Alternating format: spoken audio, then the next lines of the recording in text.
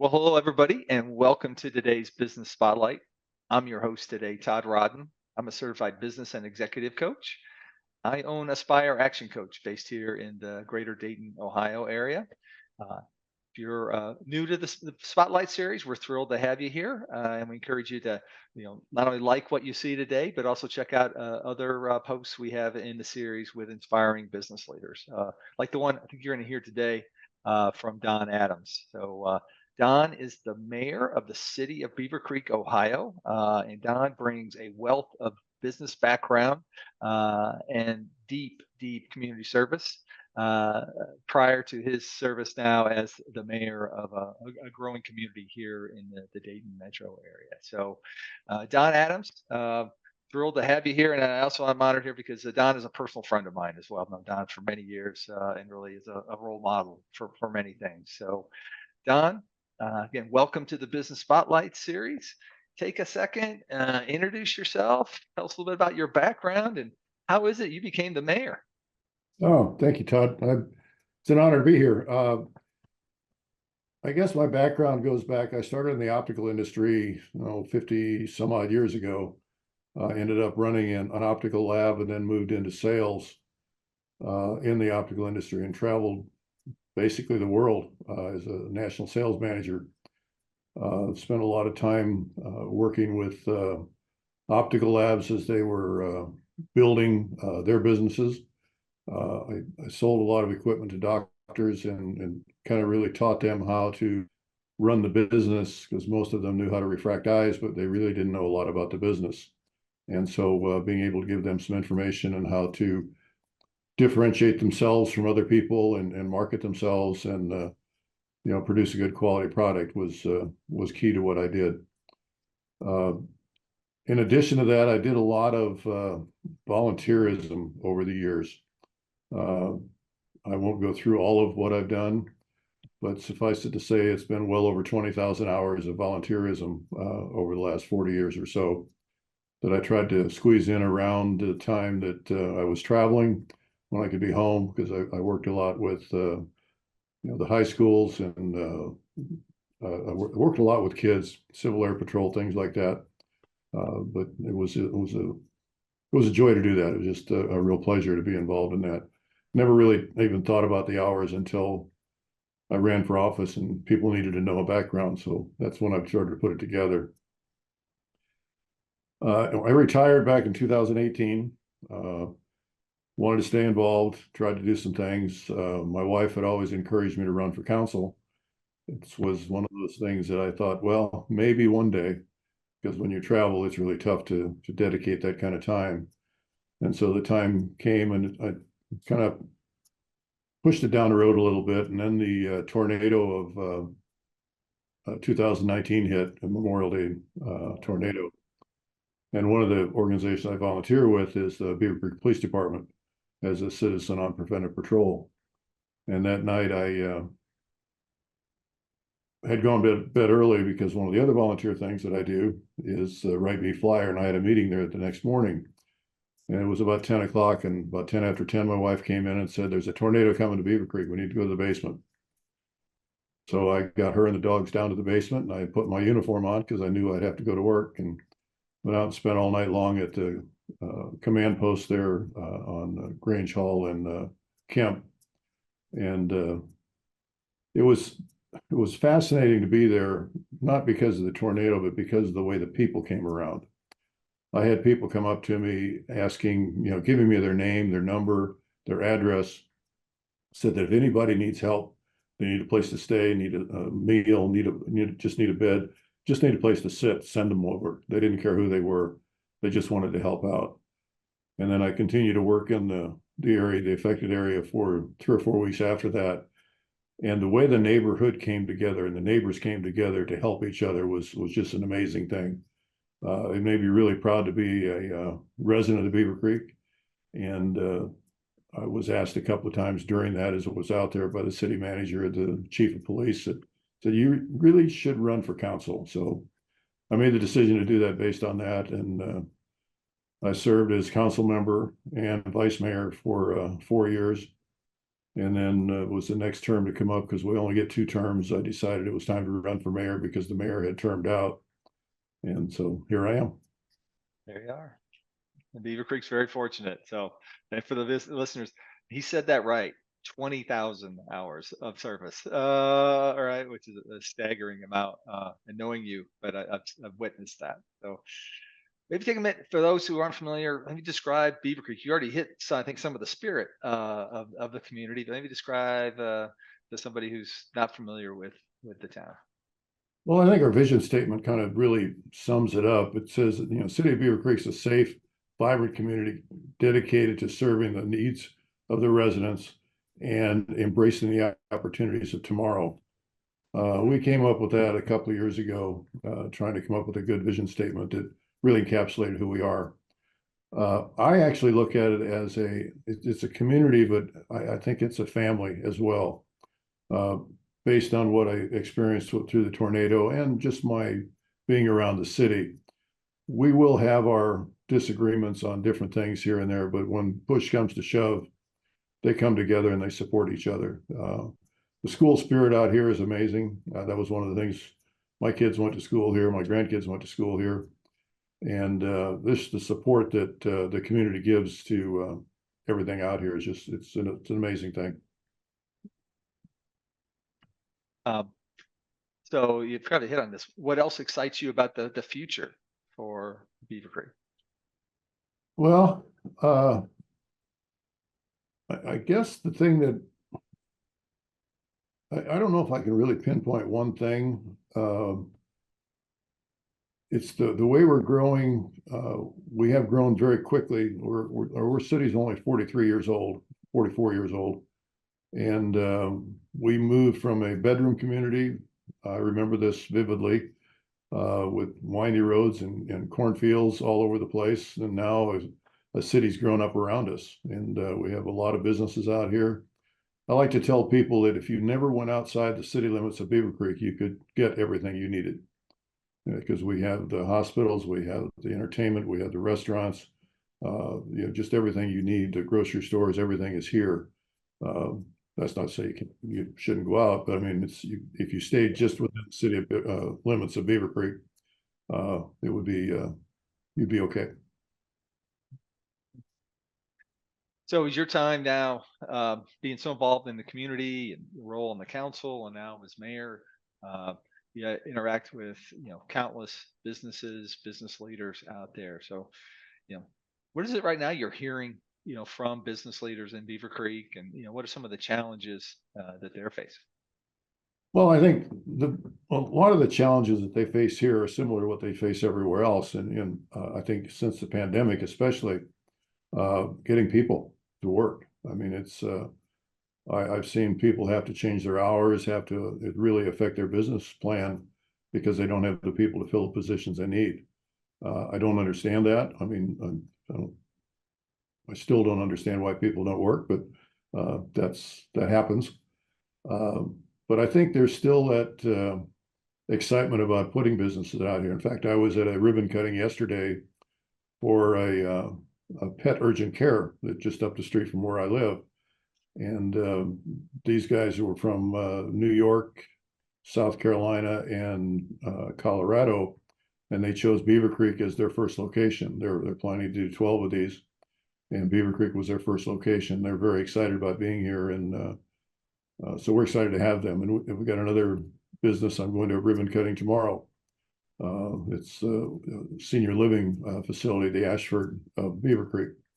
So we've got a lot of new businesses that are coming in here, and I try to support them as much as I can. Always try to go to their ribbon cuttings and encourage them, and we put it out so that people are aware they're there. Another thing I try to do is we do a first Thursday every month, which is a networking event, bringing all kinds of businesses, contractors, school teachers. I mean, just a vast number of people together and network. And we always have it at a different location. And I try to highlight that business. That's my goal is to highlight the business. And I also try to highlight a nonprofit that's in the city of Beaver Creek. Not necessarily to ask for money, but at least to make people aware of what's out there and what is available to them. Yeah. So you talked about challenges, and thank you for sharing all that. So you talked about challenges around hiring, finding good talented folks. Um, talked about some of the sport you're doing there with the networking activities, obviously supporting kind of grand openings and ribbon cuttings and that. What other ways is the city partnering with businesses, and/or are there ways that are out there that businesses don't seem to take advantage of that they could or should? Uh, it's a little different here in Beavercreek because, we can't give any kind of tax incentives to businesses to move here, mainly because we don't have an income tax. We are solely funded by property tax, which is an attraction to a lot of people because they move here and their people don't have to pay the income tax. Um, as far as, we try to work with all businesses that come in through the city. Our planning and development people really work hard with them, trying to come up with a way for their businesses to fit into the community aesthetically and make it work with the residents, just so that we have a good cohesive unit out here. So how do you see that involvement, those engagements changing? Maybe from where they were a few years ago, and where do you think they're going to go in the future? What you'd like to see in the future? Uh, well, as far as development here in Beavercreek, we're getting to the point where we're very limited. We're landlocked. We have a few areas left that we could develop. Uh, there are some concerns with development too. We have residents that are concerned about some of the developments we do, so we have to work with them and the developers to try to make a comfortable solution, if you will. I don't think you ever make everybody completely happy, but my goal is if you walk away from the table and everybody's just a little bit upset, then we've done our job. Everybody's gotten something, but no one got everything. So we try to work with the businesses as much as we can within what we can do. So when you opened that door around, hey, a lot of different constituents, different goals, objectives, points of view. Mhm. How do you balance those and try to get to that resolution, right? Where you can move forward. Yeah, hey, maybe there's something uh, they didn't get, but yet you find a way to get resolution and move forward. Well, I'm a resident as well, so some of the concerns I share, but we also have to look at rules that we have to follow. As a city, there are laws and things that we have to live by, the zoning requirements, and just it's difficult sometimes to get to the solution that has to be arrived at. Because most people don't quite understand how the inner working, or well, I won't say inner workings because I don't want to make it sound like it's a secret. Most people don't understand what we have to deal with because we've got the Ohio Revised Code that we have to follow. We have a charter we have to follow for the city of Beavercreek, and then we've got zoning laws that we have to follow. And then you need to look at property rights.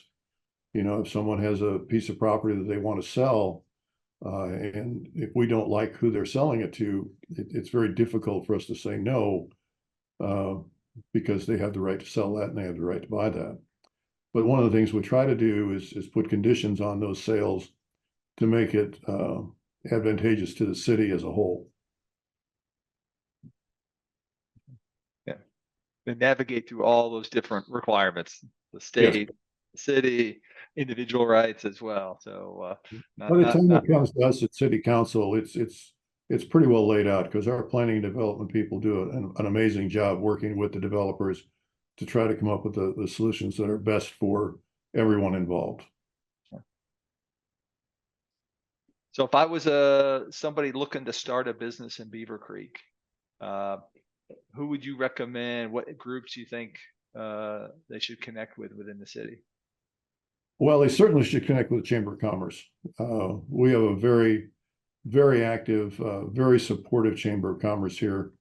The two people that run that, Wendy Rogers and Chris McClure, do an outstanding job working with businesses and offering benefits to those businesses out here. If I owned a business, I'm a member of the chamber myself personally, but if I was a business out here, I would definitely be a member of that because of the opportunities that the chamber here provides. All right.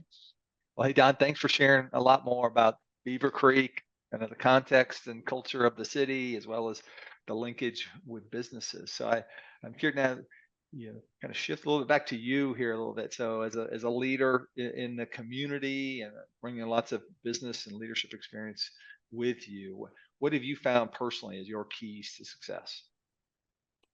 Well, I learned this a long time ago. Well, there are two things really. My father-in-law, my late father-in-law, was a district chief on the Dayton Fire Department, and he told me that there's never an excuse to be late. If you have somewhere to be there 15 minutes early, because 15 minutes early is on time.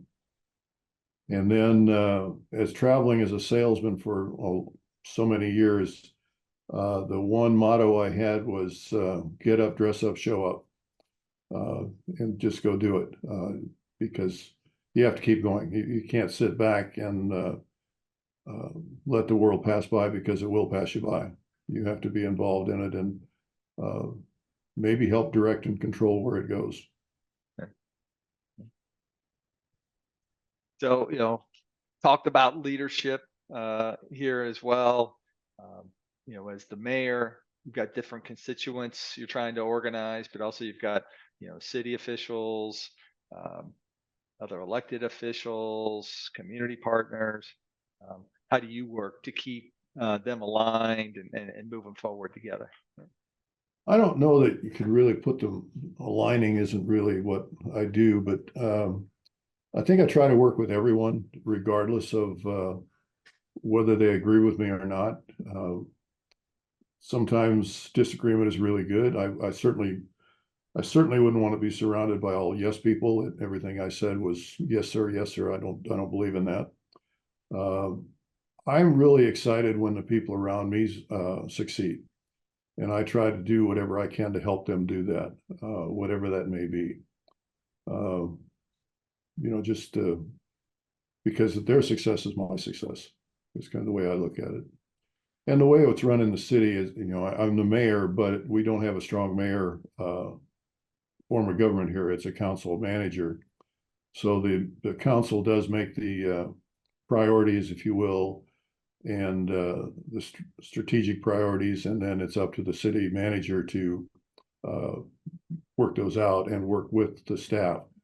I don't necessarily go to any staff at all with any kind of, other than to just friendly conversations. I don't direct them in any way. We go through the city manager, and he does a really good job with working with the staff. Okay, so partnership with the city manager to really get things moving forward. So, right. So as we get close to wrapping up here, what's the one thing you wish more people knew about Beaver Creek?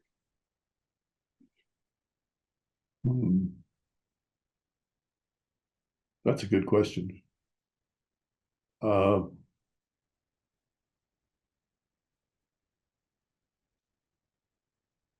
I guess that what I would probably say is I would like everybody to realize just how great a city it is to live in. A lot of people move down here for specific reasons, and for me, I love Beaver Creek. I had the opportunity, because I was a national sales manager for when I was working, and my company wanted me to move to Dallas because that's where they were headquartered. But I just couldn't leave here. I've lived here since 1975, and I couldn't move away from here. And I told them, as long as there's planes, trains, and automobiles, I can go wherever I need to go. But my wife lives here. She was born and raised in this area, and our home is here, and we don't want to leave here. It's home. Yep. There's no place like that, right? So as we get close to wrapping up, what are the best ways for folks to stay connected with you, Don, and or to stay connected and follow what's going on in Beaver Creek? Well, if you go to beavercreekohio.gov, the website, it gives you all the information about what's happening within the city.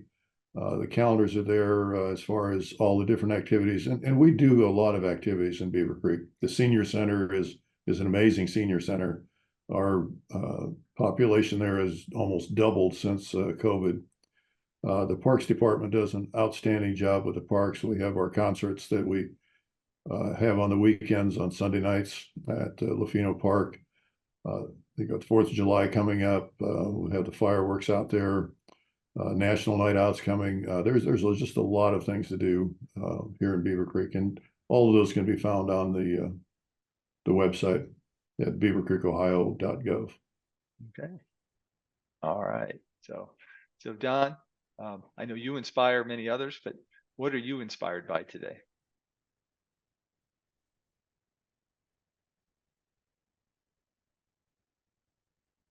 I think that, well, it's a tough question. The different things inspire me. There are things that I get excited about. Um, I have a group of friends that have become very, very close, and I've found that when I have a bad day, I will sit down and we'll maybe drink a bourbon uh, with some friends, or just sit around, and all of a sudden, it's just my whole attitude changes. Any negatives that I was looking at, they kind of go away, or I kind of work them out through that. There's a process that I internally follow to work through these things, because I don't want to be upset about anything that happens long term. Try to deal with it, move on, and just stay positive, keep moving forward. The other thing is, and it kind of goes along with that, I've got a saying that I always use is, you've got to stop and smell the roses. Otherwise, you just drive, go on by them and you don't even realize they're there. But there is a lot of really good things that happen around you if you just open your eyes and see it. As I say, I've worked with kids, and watching them grow, watching people succeed, I think is what really inspires me the most. All right. Well, thank you. Those are great. Stop and smell the roses. Staying positive. Don't let those bad things stick with you. Find ways to move on, and just the importance of community, close friends who can lift you up through a difficult day, and help you with that. So great life lessons for others to follow as well. So Don, thank you for sharing your story, the story of Beavercreek as well, and how you partner with businesses in the area for help them flourish and thrive. So again, to the viewers, we thank you for joining us here today. We're thrilled to have you.